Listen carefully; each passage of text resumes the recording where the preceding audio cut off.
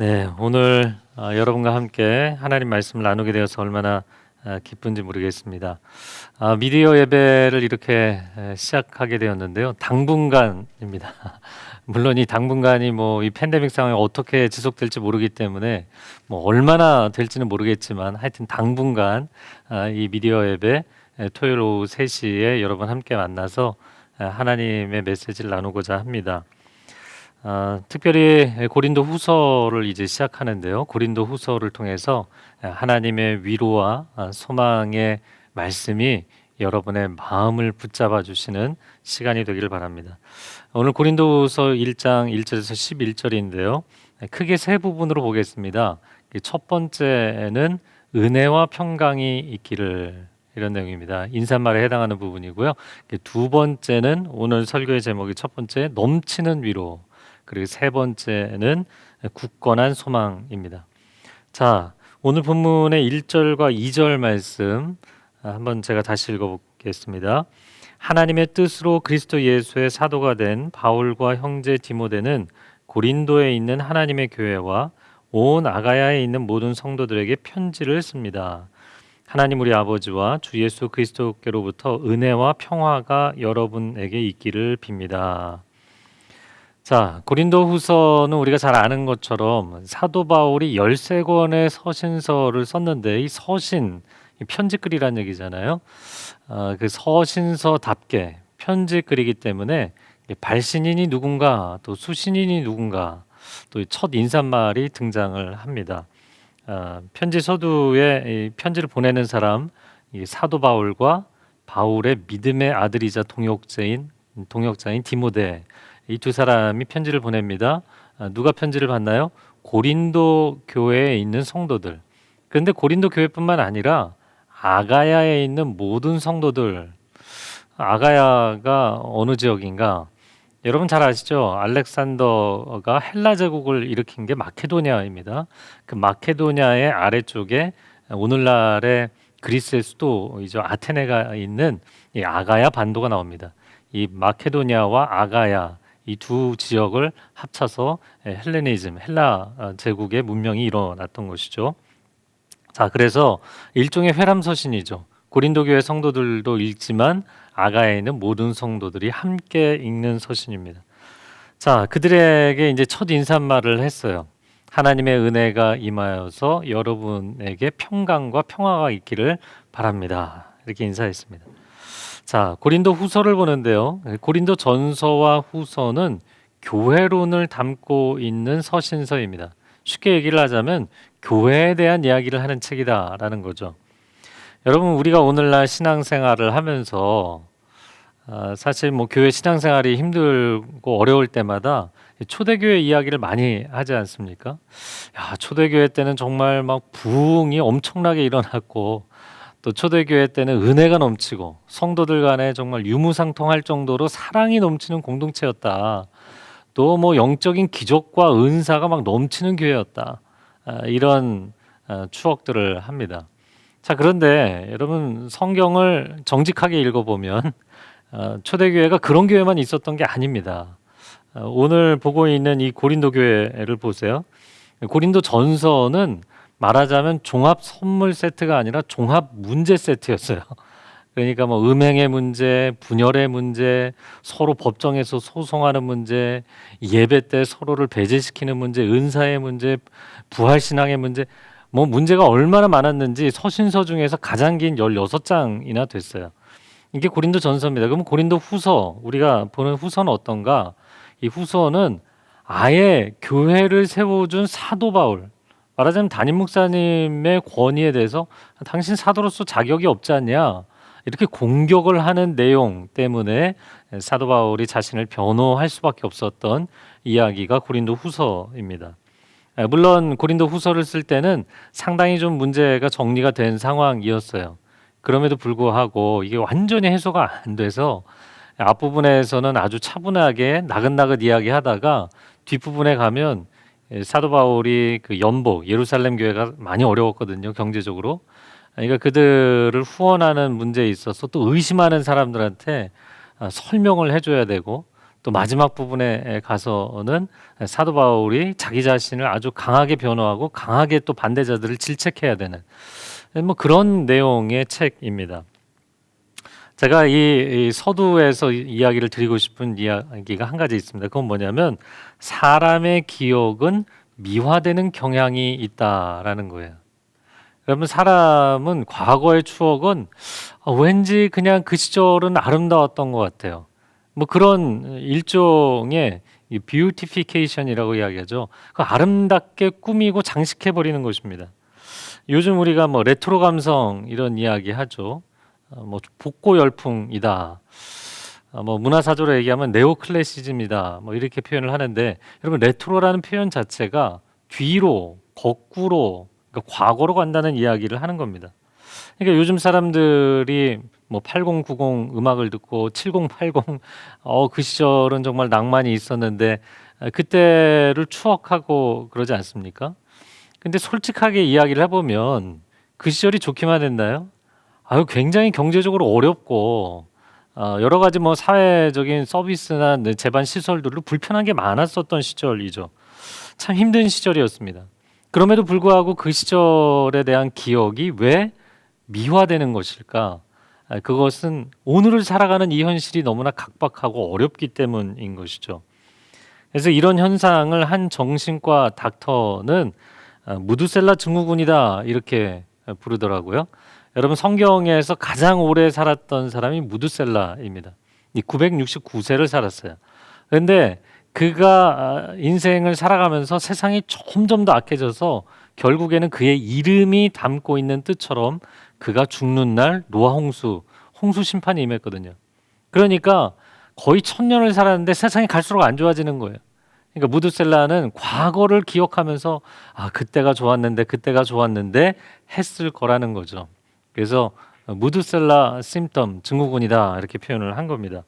자, 사람에게는 추억을 아름답게 포장하는 심리가 있다는 거예요. 안 좋았던 기억은 제거해버리고 좋았던 기억만 남겨두고 싶은 마음. 이런 기억 왜곡을 통해서 일종의 도피 심리가 드러나고 있는 것입니다.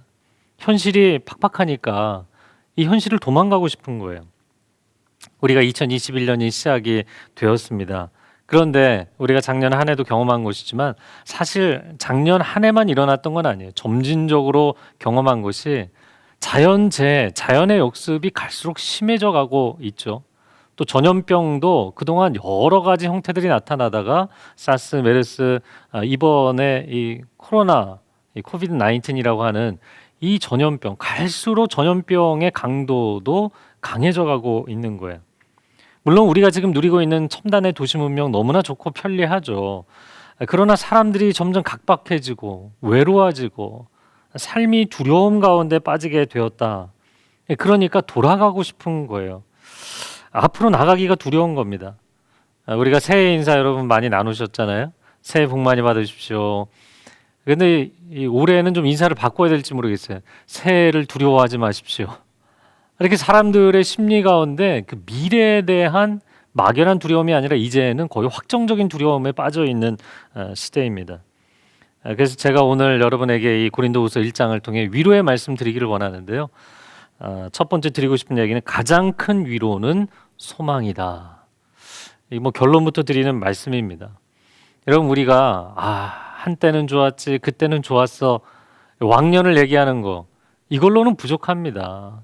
과거로 도망가봤자 현실은 변하지 않기 때문이에요.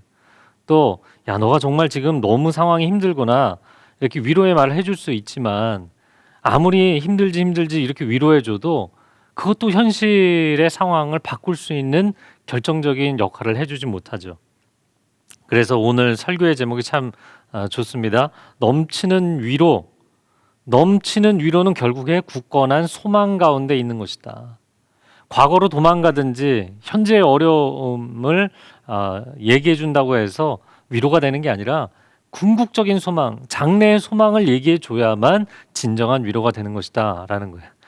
뭐 설교 결론을 제가 이미 벌써 다 얘기를 했는데요. 이제 오늘 크게 두 부분을 함께 보도록 하겠습니다. 넘치는 위로입니다. 오늘 본문의 3절과 4절 말씀 한번 여러분 계신 곳에서 같이 읽어볼까요? 하나님 곧 주 예수 그리스도의 아버지 자비의 아버지 모든 위로의 하나님께서는 찬양받으실 분입니다. 그분은 우리의 모든 환난 가운데서 우리를 위로하는 분이시기 때문입니다. 우리가 하나님께 받는 위로로 인해 우리도 환난 가운데 있는 사람들을 위로할 수 있게 하시는 분이십니다. 자, 하나님은 위로의 하나님이시다. 그것도 모든 위로의 하나님이시다. 근데 이 위로라는 단어가 무슨 뜻인가?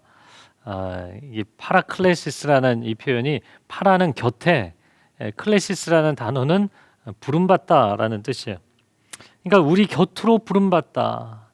하나님께서 우리를 위로하신다는 것은 뭐 100마디 말로 천상에서 야 거기 힘들지 그렇게 하나님 위로하신다는 게 아니고요. 우리 곁으로 다가와 주신다. 그런 뜻입니다. 제가 이 단어, 이 위로라는 단어를 묵상하다가 한 가지 떠오른 게 있어요. 여러분 잘 아시죠? 스탠 바이 미라는 영화가 있습니다. 1986년도 영화인데요. 스탠 바이 미.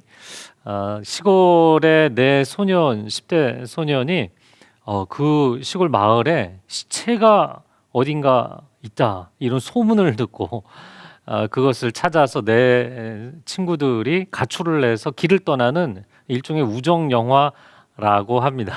사실 저도 못 봤어요. 이 설교 듣고 여러분 보시는 분들 계실지 모르겠는데요. 여러분 이 영화는 못 보셨어도 스탠 바이 미라는 영화는 몰라도 그 영화에 나왔던 스탠 바이 미라는 팝송은 여러분 잘 아시고 다 들어보셨을 겁니다. 그 영화 주제곡의 스탠 바이 미 1절이 이렇게 이야기합니다. 밤이 오고 어둠이 내리고 달빛만 비출 때 난 무서워하지 않을 거야. 난 무서워하지 않을 거야. I won't be afraid. I won't be afraid. just as long as you stand by me. 네가 내 곁에만 있어준다면 나는 무섭지 않을 거야. 난 두려워하지 않을 거야. 자, 2절 가사는 더 놀랍습니다. 저 하늘이 떨어져 무너져 내려도 저 산이 바다로 부서져 내려도 마치 성경 표현 같죠? 난 울지 않을 거야. 난 울지 않을 거야. I won't cry. I won't cry. I won't shed a tear. 난 눈물 한 방울조차 떨어뜨리지 않을 거야. Just as long as you stand by me. 네가 내 곁에만 함께 있어 준다면. 사실 친구가 곁에 있어 준다고 해서 같은 10대 또래 친구가 뭘 해결해 줄 수 있겠어요? 그럼에도 불구하고 가장 힘들 때 곁에 있어 주는 것, 그게 큰 위로가 된다라는 얘기죠. 하나님의 위로는 곁에 함께 하시는 위로입니다. 사실 우리가 힘들 때 하나님께 하나님 제가 그렇게 힘든 어려운 시간을 지날 때 도대체 하나님은 뭘 하고 계셨나요? 그럼 하나님께서 내가 너의 곁에 함께하고 있었다. 요즘같이 어려운 상황에 하나님 우리가 이렇게 어려운 시기 어두컴컴한 터널 같은 시간을 지나고 있는데 하나님은 도대체 뭘 하고 계시는 건가요? 하나님 말씀하시죠. 나는 지금도 내 곁에 함께하고 있다. 아니요, 하나님 그런 거 말고요. 내 곁에 그냥 함께 계신다는 그런 류의 위로 말고요. 진짜 문제를 실제적으로 해결해 주셔야 될 거 아닙니까? 직장 문제를 좀 해결해 주시든지 당장에 닥쳐 있는 경제적인 문제, 집을 구하는 문제 해결해 주셔야 되지 않겠습니까? 위기에 빠진 우리 가정, 우리 결혼 생활을 하나님 회복시켜 주셔야 되지 않습니까? 저의 장래의 진로 문제는 제 잃어버린 꿈은 어떻게 합니까? 해결해 주셔야 되지 않겠습니까? 교회가 당장 문을 닫게 됐는데 1년 동안 교회 문을 닫고 있는 이 상황 하나님 해결해 주셔야 되지 않습니까? 하나님은 곁에 함께 계셔 주시는 위로의 하나님이시다 이렇게 얘기하지만 우리 하나님을 원망하는 거예요. 실제적인 문제를 해결해 달라고 하는 거죠. 사랑하는 성도 여러분, 예수님이 당한 많은 고난이 있죠. 특별히 그 십자가의 고난 가운데서 예수님이 가장 힘들게 경험하신 고난이 무엇이라고 생각하십니까? 물론 사랑하는 사람들에게 배신을 당한 아픔도 굉장히 큰 아픔이셨을 거예요. 또 세 개의 못과 가시면류가 창이 옆구리에 찔리는 육체적인 고통, 이건 뭐 말로 표현할 수 없는 고통이었을 겁니다. 또 그런 고통을 넘어서서 사람들에게 조롱받고 멸시를 당하는 고통. 또한 예수님께서는 온 인류의 죄가 없으신 분이 온 인류의 죄를 뒤집어 쓰신 거잖아요. 이게 얼마나 억울하고 고통스럽습니까? 영혼이 크러쉬 깨지는 것 같은 그런 고통이었을 것입니다. 그러나 예수님이 경험하신 가장 큰 고통은 무엇이냐면 하나님의 침묵이었어요. 하나님의 침묵. 영원으로부터 영원까지 단 한 번도 하나님께서 아들이 하나님 앞에 기도할 때, 아들이 하나님 앞에 손을 내밀 때 침묵하신 적이 없었어요. 엘리 엘리 라마 사박다니, 나의 하나님 어찌하여 나를 버리셨나이까. 하나님을 향해서 절규해도 하나님이 그 아들을 잡아주실 수 없는 거예요. 왜? 그 아들을 잡아주면 우리를 포기해야 되기 때문에. 그래서 하나님 침묵하신 거잖아요. 도대체 하나님, 내가 이 십자가에서 이렇게 고통을 받는데 하나님은 뭘 하고 계십니까? 하나님 뭘 하고 계셨나요? 아들을 십자가에 달아놓고 천상의 라운지에 누워 계셨나요? 하나님께서 바로 그 시간에 침묵으로 눈물을 쏟으시며 그 아들 곁에 함께 계셨던 것이죠. 예수님께서 그렇게 죽음을 맞이하셨습니다. 그러나 결국에 그 죽음과 음부에서 당신의 아들을 건져내신 분은 누구십니까? 그 모든 고난과 고통의 시간에 함께 계셨던 아버지 하나님이신 것이죠. 나를 결코 포기하지 아니하시는 분, 내 곁에 함께 하시는 하나님, 그분이 내 인생의 가장 큰 위로가 되시는 하나님이십니다. 그래서 오늘 본문의 5절에 이런 말씀을 한 거예요. 그리스도의 고난이 우리에게 넘치는 것 같이 우리의 위로도 그리스도를 통해서 넘칩니다. 그리스도의 고난이 넘칠 뿐만 아니라 그리스도의 위로도 넘칩니다 라고 표현을 한 것이죠. 이런 이야기를 봤습니다. 실제 이런 일이 있었다고 하는데, 어느 가족이 여행을 다녀오는 길에 행복하게 즐겁게 여행 잘 다녀왔어요. 그런데 돌아오는 길에 큰 차 사고를 당한 거예요. 그래서 그 딸이, 중학생 딸이 두 다리를 다쳤는데 그 다리를 다시는 쓸 수 없게 된 거예요.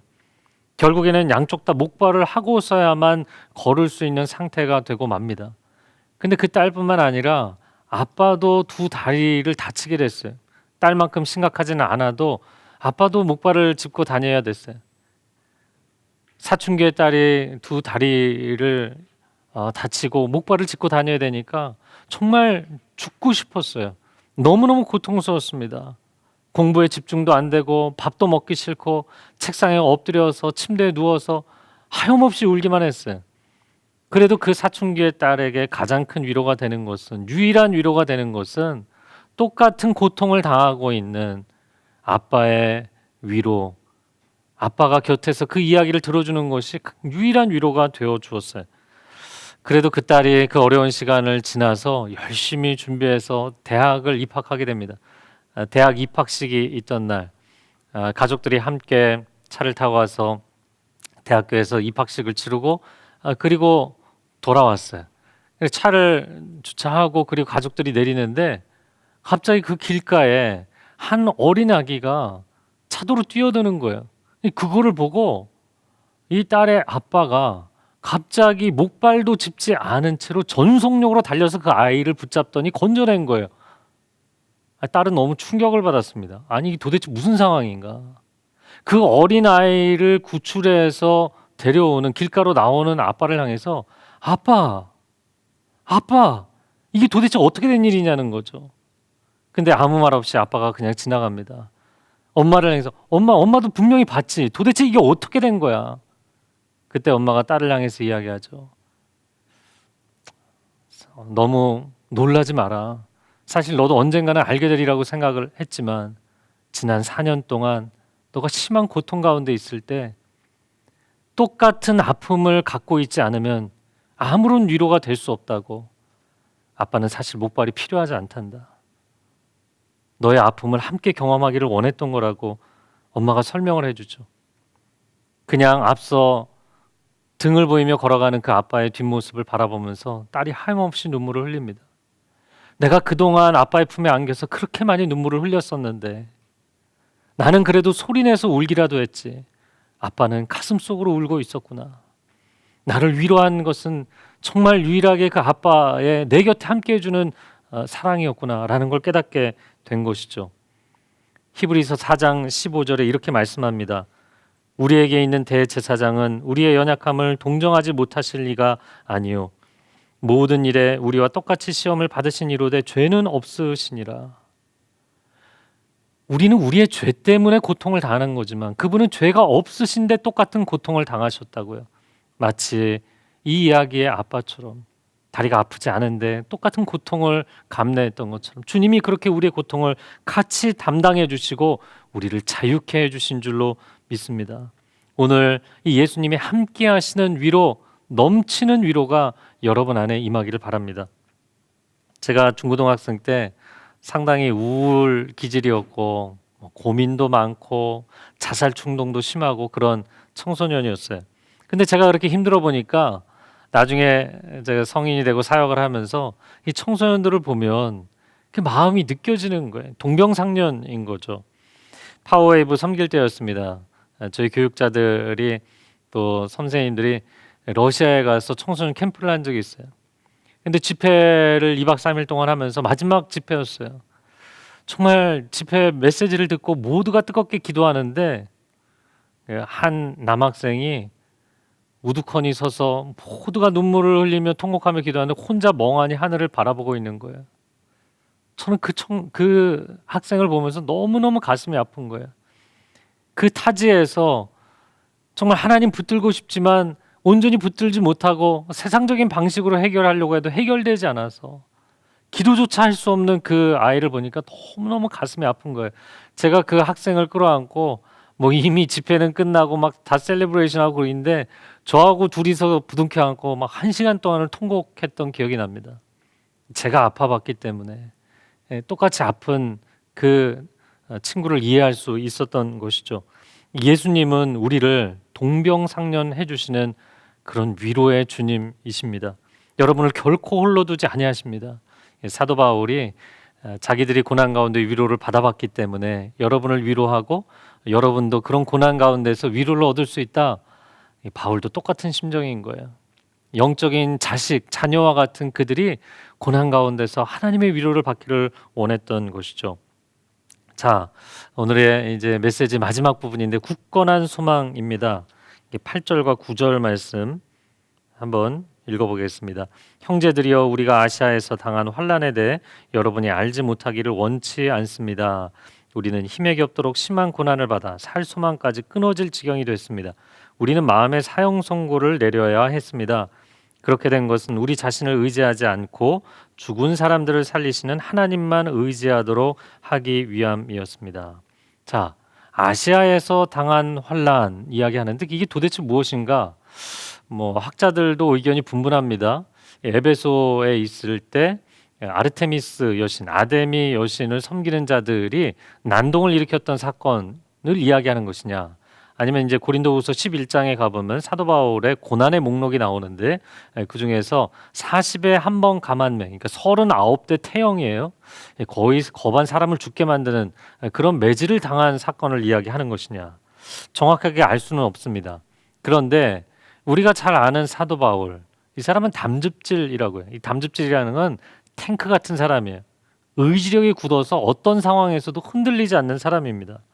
근데 오늘 본문에 뭐라고 이야기하냐면 8절 하반절에 그런 사도 바울이 살 소망이 끊어질 정도였다라는 거예요. 여러분, 그러면 어떤 분은 이렇게 질문하더라고요. 아니, 복음의 사람이, 성령 충만한 사람이 죽고 싶었다는 얘기냐? 그러면 안 되는 거 아니냐? 이렇게 얘기를 하더라고요. 여러분, 이게 지금 사도 바울이 자기가 죽고 싶다는 게 아니고요. 정말 죽을 지경이 되면 나는 살고 싶지만 그만 끝내는 게 낫지 않을까? 이런 생각이 사람이 순간 든다는 거예요. 그럼 사도 바울만 그랬을까요? 사도 바울이 특별히 마음이 그때 심리적으로 유약해져서?